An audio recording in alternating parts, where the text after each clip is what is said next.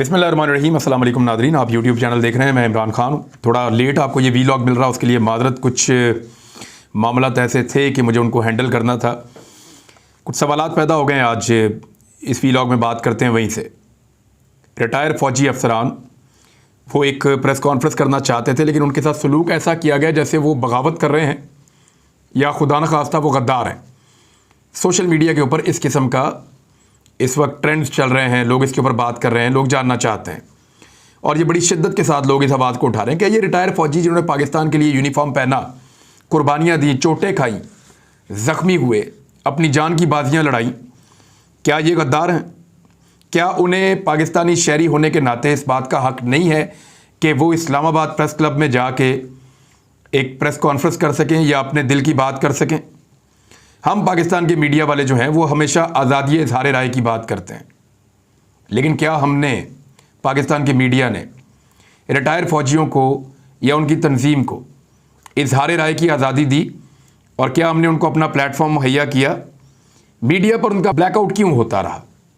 बाहर सड़क पे बैठ के वो बुज़ुर्ग फ़ौजी, उनमें एक तो ऐसे थे वो ब्रिगेडियर मियां महमूद, 1947 में जब पहला बैच था ना पाकिस्तान की फ़ौज का, वो पहले बैच का हिस्सा थे, PMA 1 का हिस्सा थे। यानी जो पहला बैच था फ़ौज का, उसका वो हिस्सा थे ब्रिगेडियर मियां महमूद। और उन्होंने कहा कि 65 की लड़ाई लड़ी है, 71 की लड़ाई लड़ी है। उन्होंने ये भी बताया कि 10 साल की उम्र में मैं कायद-ए-आज़म मोहम्मद अली जिन्ना के उस जलसे में शामिल था जहां 23 मार्च 1947 को करारदाद पाकिस्तान पेश की गई। एक बड़ी तारीखी शख्सियत है, यानी 1930 की पैदाइश हुई तो वो आज 92 साल के हैं। और इतने बुजुर्ग शख्स को उन्होंने बाहर धूप के अंदर, गर्मी के अंदर प्रेस कॉन्फ्रेंस करने पर मजबूर किया, क्योंकि प्रेस क्लब के अंदर उनको जाने नहीं दिया गया। और फिर जिस तरह का मजाक उनके साथ किया गया, जैसे उनको अपनी प्रेस कॉन्फ्रेंस मुकम्मल नहीं करने दी गई, फिर बाद में जिस किस्म की उनके ऊपर जुमलेबाजी की गई, वहाँ उनको आवाज़ें कसी गईं, ये सारा कुछ पाकिस्तान के फ़ौजियों के साथ हो रहा है। ये वो लोग हैं जिन्होंने कुर्बानियाँ दी हैं, अपने साथी शहीद करवाए हैं। ये वो लोग हैं जिन्होंने इस मुल्क की हिफाजत की है और उसके अंदर अपनी पूरी ज़िंदगी लगा दी है। ये लोग अभी भी बहुत सारे काम करते रहे हैं। सैलाब आ जाए, ज़लज़ला आ जाए, इनकी तंजीम है उसके लिए काम करती है। कोई एमरजेंसी सिचुएशन हो जाए, वहाँ पे इनकी तंजीम जाती है और जाकर काम करती है। पाकिस्तान किसी भी मुश्किल में हो, ये जो रिटायर फ़ौजियों की तंजीम है ये आगे बढ़ते हैं और बढ़ के काम करते हैं। तो अब कुछ सवालात पैदा हो जाते हैं। एक तो प्रेस क्लब वालों ने उनको अंदर नहीं जाने दिया। हालांकि मेरी इंफॉर्मेशन के मुताबिक जो लवाजमात होते हैं या जो ज़रूरियात होती हैं प्रेस क्लब में एक प्रेस कॉन्फ्रेंस करने के लिए, इनकी 2 दिन से इनकी वो चल रही थी। इनका पोस्टर चल रहा था कि ये प्रेस क्लब के अंदर प्रेस कॉन्फ्रेंस करेंगे। इस्लामाबाद प्रेस क्लब में सहाफ़ियों को दावत दी जा रही थी और बाकायदा इनका पूरा एक वो चल रहा था पोस्टर। और इन्होंने पूरे लवाजमात कर रखे थे, जितनी भी शराइत थी पूरी कर रखी थी, पहले से आगाह कर रखा था, लेकिन इसके बावजूद इनको मौका नहीं दिया गया। इस पे ये शहबाज गिल का एक ट्वीट भी है, वो भी मैं आपको पढ़ के सुना देता हूँ और आप देख लें। उसमें 2 तस्वीरें उन्होंने लगाई हैं। मुस्लिम लीग नून की नायब सदर जो है वो सोशल मीडिया से खिताब कर रही हैं और दूसरी तरफ प्रेस क्लब में इजाज़त नहीं मिल रही रिटायर फ़ौजियों को। तो शहबाज गिल ने 2 तस्वीरें लगा के लिखा कि एक तरफ रिटायर फ़ौजियों को प्रेस क्लब में प्रेस कॉन्फ्रेंस की इजाज़त ना देकर प्रेस क्लब से बाहर निकाल दिया गया, दूसरी जानिब एक करप्ट, बददियानत, इश्तिहारी, मफरूर मुजरिम की जालसाजी, करप्शन, लूटमार में सजा याफ्ता मुजरिमा की प्रेस कॉन्फ्रेंस दिखाई जा रही है। आज़ादी सहाफ़त के अलंबरदारों समेत कोई रह तो नहीं गया। ये बात तो ठीक है, यानी ये रिटायर फ़ौजी जो हैं ये हम सबसे ज़्यादा मोहतरम हैं, काबिल एहतराम हैं। इनकी कुर्बानियों की वजह से आज पाकिस्तान सलामत है। और उनको ऐसे सड़क पे बाहर बिठा देना गर्मी के अंदर, उन उम्रों में जब उनकी ज़्यादा इज्जत की जानी चाहिए, 80 साल, 90 साल, 70 साल या इससे ज़्यादा उम्र के ये फ़ौजी हैं, लेकिन इसके बावजूद सिचुएशन आपके सामने। यहाँ पे कुछ सवालात पैदा हो जाते हैं। पहला सवाल ये पैदा होता है कि वो कौन था? अगेन, वो कौन था जिसके कहने पर रिटायर फ़ौजियों की तंजीम को प्रेस क्लब के अंदर दाखिल नहीं होने दिया गया?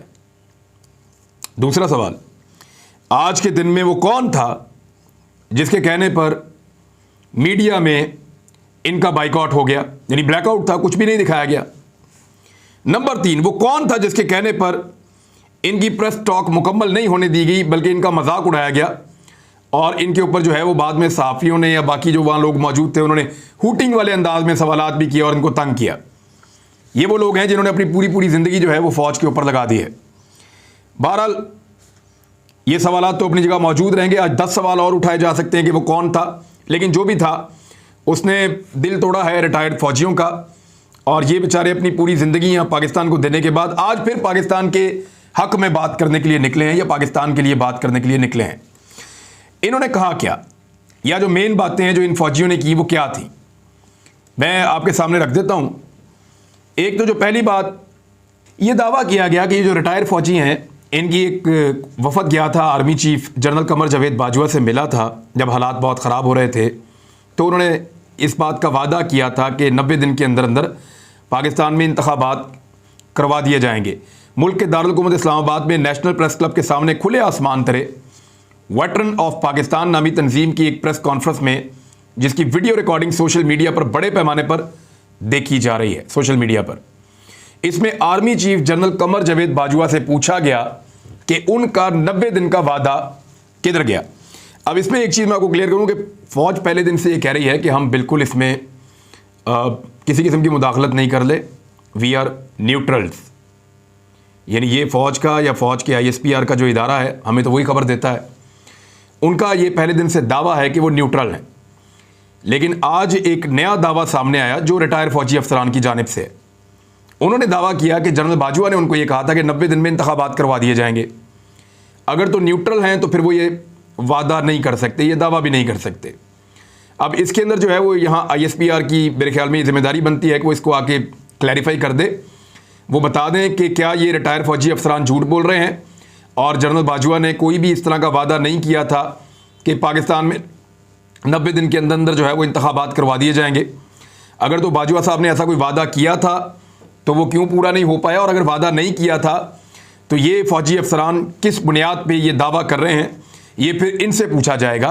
लेकिन पाक फ़ौज के ऊपर या फ़ौजी क़यादत के ऊपर ये एक सवाल पैदा कर दिया है रिटायर फ़ौजी अफसरान ने कि उन्होंने वादा किया था कि 90 दिन के अंदर अंदर वो पाकिस्तान में इंतखाबात करवा देंगे। हालांकि उन दिनों के अंदर पाक फ़ौज और उनका जो इदारा है ISPR का, या जिस जिस सोर्स से भी बात हो रही थी, वहाँ यही दावा सामने आ रहा था कि फ़ौज तो बिल्कुल न्यूट्रल है, वो ना इस हुकूमत को, इमरान खान की हुकूमत को हटाने में उनका कोई रोल है, ना नई हुकूमत को लाने में उनका कोई रोल है, ना अगले इंतखाबात करवाने में उनका कोई रोल है, तो वो किसी किस्म का सियासी रोल प्ले नहीं कर सकते। तो फिर ये वादा जो है ये तो एक सियासी मामला है ना, इंतखाबात करवाना या ना करवाना। तो इसके अंदर जनरल बाजवा ने एक ऐसा दावा क्या वाकई किया, या क्या एक ऐसा वादा उनके साथ किया या नहीं किया, ये एक बड़ा सवाल है। अच्छा, इसके अलावा उन्होंने ये भी कहा कि अमेरिका से पाकिस्तान को लाक मुबैना ख़तरात पर वो बात करते रहे। उन्होंने कहा अमेरिका की तरफ से जो ख़तरात हैं वो कोई ढकी छुपी बात नहीं है। फिर उन्होंने कहा कि बहुत सारी अमेरिकी रिपोर्टें हमने पढ़ी हैं और हमें पता है कि अमेरिकन किस तरीके से काम करते हैं, हमें कुछ खदशात हमारे दिमाग में मौजूद हैं और इस वक्त शदीद ख़तरात मुल्क को लायक हैं। हमने 2 जंगें पहले लड़ी हैं, ये तीसरी जंग है जो पाकिस्तान के ऊपर मुसल्लत हो गई है। और साथ ही उन्होंने कहा कि वो मुतालबा करते हैं कि पाकिस्तान की मुसल्लह फ़ौज और ख़ास तौर पर फ़ौज के सरबराह जनरल बाजवा को इस बात का इदराक करना चाहिए और तमाम एहतियाती इक़दाम करने चाहिए ताकि इस सूरत हाल को मज़ीद ख़राब होने से बचाया जा सके। जो मुरासले का मामला है या जो साइफ़र है उसका मामला है, उस पर जुडिशल कमीशन बनाने के बारे में इन्होंने दोबारा मुतालबा किया। उन्होंने कहा हमारी तंजीम का दूसरा बड़ा मुतालबा ये है कि इससे पहले दीगर लोगों की तरफ से भी ये मुतालबा किया जाता रहा है कि जुडिशल कमीशन एक बने जो इस ख़त की तफसील पर गौर करे और ये फ़ैसला करे कि ये लेटर पाकिस्तान के लिए धमकी है या नहीं है। वैसे ज़बान तो उसकी धमकी आमेज़ है, ये तो सारे पहले कह चुके हैं। अगर ये थ्रेट है या ख़तरा है तो ये सबका हमारा बहैसियत साबिक फ़ौजी अफसरान के, फ़ौज का बहैसियत एक मुसल्लह फ़ौज के इदारे के और फ़ौज के सरबराह सबका फ़र्ज़ है कि इस ख़तरे का नोटिस लें और जो भी हमें करना है इस मुल्क की सलामती की हिफाजत के लिए हम वो करें। राना सनाउल्लाह साहब पे बड़ी तनकीद की गई और उन पर संगीन नौयत के इल्ज़ामात भी लगाए पाक फ़ौज के लोगों ने, और उन्होंने कहा कि राना सनाउल्लाह को पैगाम देना चाहते हैं कि तमाम मुल्क को तबाह करने में जो किरदार वो अदा करना चाहते हो हम उसको नाकाम बनाएंगे। ये रिटायर फ़ौजियों का कहना था। और उन्होंने कहा कि उन्होंने पाकिस्तान की तरफ से 2 जंगों में शिरकत करी है और उनकी दानिश में ये मुल्क की बका के लिए तीसरी जंग होगी। उन्होंने कहा कि सबसे बड़ा मुल्क का दुश्मन इस वक्त राणा सनाउल्लाह है। वो फिर दोबारा तनकीद उन्होंने इसके ऊपर की, और इसमें ख़वातीन भी मौजूद थी, नौजवान भी मौजूद थे, और रिटायर्ड फौजी उनके घर वाले भी मौजूद थे, उनकी फैमिलीज मौजूद थी, और वो वक्तन वक्तन जो है वो नारे भी लगाते रहे, इम्पोर्टेड हुकूमत नामंजूर, और रजीम चेंज ऑपरेशन जो पाकिस्तान में हुआ उसके ख़िलाफ़ वो नारेबाजी करते रहे। लेकिन उन्होंने कहा कि हम अमेरिका से दोस्ती करना चाहते हैं, हम चाहते हैं हमारे अमेरिका के साथ अच्छे ताल्लुकात हों, हमारी अमेरिका के साथ दोस्ती हो, लेकिन अपनी खुद मुख्तारी पर समझौता करते हुए नहीं, अपनी खुद मुख्तारी के ऊपर आंच नहीं आने देंगे, अमेरिका के साथ दोस्ती रखना चाहते हैं। उसके बाद जब प्रेस कॉन्फ्रेंस ख़त्म हुई तो फिर आपने देख लिया किस तरह का वहाँ पे रिटायर फौजियों को किस तरह के सवालात का सामना करना पड़ा, और ऐसा लगता है कि उनको ये सवालात जो है वो पहले से बताए गए थे कि चढ़ाई कर देना आप फौजियों के ऊपर जैसे ही वो प्रेस कॉन्फ्रेंस ख़त्म करें। कुछ लोगों के बकौल प्रेस कॉन्फ्रेंस मुकम्मल भी नहीं होने दी गई। तो इस तरह का सलूक क्या हमें अपने रिटायर फौजियों से करना चाहिए, ख़ास तौर पे उनसे जिन्होंने इस मुल्क के लिए कई दफ़ा अपनी जान को ख़तरे में डाला? ये एक बड़ा सवाल है, इसका जवाब आप दे सकते हैं। इमरान खान साहब की गिरफ्तारी की सूरत में पूरे मुल्क में फौरी तौर पर रद्द अमल देने का फैसला किया गया है। ये एक और खबर है, मैं आप तक पहुँचा रहा हूँ। चेयरमैन तहरीक इंसाफ इमरान खान ने पार्टी की आदत को मुमकिन गिरफ्तारी पर एतमाद में ले लिया और इस अज़म का इजहार किया कि किसी सूरत इम्पोर्टेड हुकूमत के सामने नहीं झुकेंगे, अब किसी सूरत पीछे नहीं हटूंगा, इमरान खान ने दावा किया है, और डट कर मुकाबला करूंगा, यह भी इमरान खान ने दावा किया है। कोर कमेटी का इजलास हुआ जिसमें इमरान खान ने कहा कि हुकूमत ने मुझे गिरफ्तार करने का प्लान बनाया है, इतला मिली है इस्लामाबाद पहुंचने पर गिरफ्तार किया जाएगा। इम्पोर्टेड हुकूमत समझती है कि मैं इस तरह के हथकंडों से डर जाऊंगा, अब किसी सूरत पीछे नहीं हटूंगा। गिरफ्तारी की सूरत में पार्टी ने यह फैसला किया है कि मुल्क भर में फौरी रद्द अमल दिया जाएगा। अरकान ने इजहार करते हुए कहा कि मकबूल सियासी जमात के लीडर की गिरफ्तारी हुकूमत की सबसे बड़ी बेवकूफ़ी होगी, माशी तौर पर तबाही की तरफ जाती हुकूमत मज़ीद तबाही करेगी। गिरफ्तार किया गया तो मुल्क मज़ीद माशी बदहाली की तरफ जाएगा। कोर कमेटी इजलास के बाद मुल्क भर की तंजीमों को मुतहरिक कर दिया गया है। इस्लामाबाद में तमाम तंजीमी कमेटियां किसी भी कॉल के लिए अलर्ट पे रहेंगी, और जिस वक्त लीडरशिप की कॉल आएगी तो फौरी तौर पे लोग लीडरशिप की कॉल के ऊपर निकलेंगे और जो जो ड्यूटी लगेगी उसको सरंजाम देंगे। 7 दिन के अंदर तंजीमों की रिपोर्ट इमरान खान को पूरी दे दी जाएगी।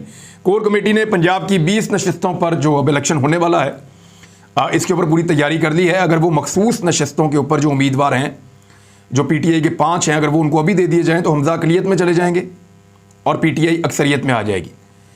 और अगर इलेक्शन के बाद दिया जाए तो भी पीटीआई, क्योंकि जीती हुई सीटें हैं, लोटे तो अपने घरों से बाहर नहीं निकल पा रहे, तो 1, 2, 3 सीटों के अलावा कहीं पे भी खतरा नहीं है कि लोटे जीत जाएंगे। तो ज़्यादा इम्कानात ये है कि पीटीआई के उम्मीदवार इलेक्शन जीत जाएंगे और आने वाले वक्त में पंजाब हुकूमत पाकिस्तान तहरीक इंसाफ के पास चली जाएगी। अगर वो पंजाब हुकूमत ले जाते हैं तो फिर वफाक के अंदर शहबाज शरीफ के बैठे रहने का कोई फ़ायदा नहीं है। इमरान खान साहब इसको एक हतमी लड़ाई के अंदर कन्वर्ट कर चुके हैं। अब रिटायर फौजियों की तंजीम है, उनके साथ बहुत सारे सिविल जो लोग हैं वो उनके साथ हैं, अवाम की एक बहुत बड़ी तादाद उनके साथ है, नौजवान उनकी कॉल के ऊपर लब्बैक कहते हैं, और पाकिस्तान तहरीक इंसाफ भी पहले जैसी कमज़ोर जमात नहीं रही। इमरान खान की हमायत में बहुत ज़्यादा इजाफा हुआ है और वो एक बहुत तगड़ी आवाज़ बनकर सामने आ चुके हैं। अब ऐसी सूरत हाल में इस हुकूमत के लिए मुश्किलात मज़ीद बढ़ेंगी जैसे जैसे ये बजट देंगे, जैसे जैसे ये चीज़ों की कीमतों में इजाफा करेंगे, क्योंकि 17 जुलाई को इलेक्शन है। बजट पास करने के बाद लोगों पे जो महंगाई का बोझ पड़ेगा वो जुलाई के महीने में पड़ेगा। उसका सारा इम्पैक्ट जो महंगाई का आ रहा है वो 15 जून से लेकर जुलाई के आखिर तक बड़ी शदीद महंगाई की वेव आ रही है। वो वेव बहुत बुरी तरह मुतासिर करेगी इस सलाहियत को हुकूमत की कि वो ज़िमनी इंतखाबात को जीते। जिन 20 नशिस्तों पे इंतखाबात हो रहे हैं, 5 तो वैसे ही पीटीआई को मिल जाएंगी, मखसूस नशिस्तें हैं वो। तो इस सूरत हाल में मुश्किलात बहुत बढ़ती चली जा रही है। एक और वीलॉग में कोई तफसीलात आपको मैं बताऊंगा। अब तक के लिए इतना ही। अपना ख्याल रखिएगा, अपने इस चैनल का भी। अल्लाह हाफ़िज़।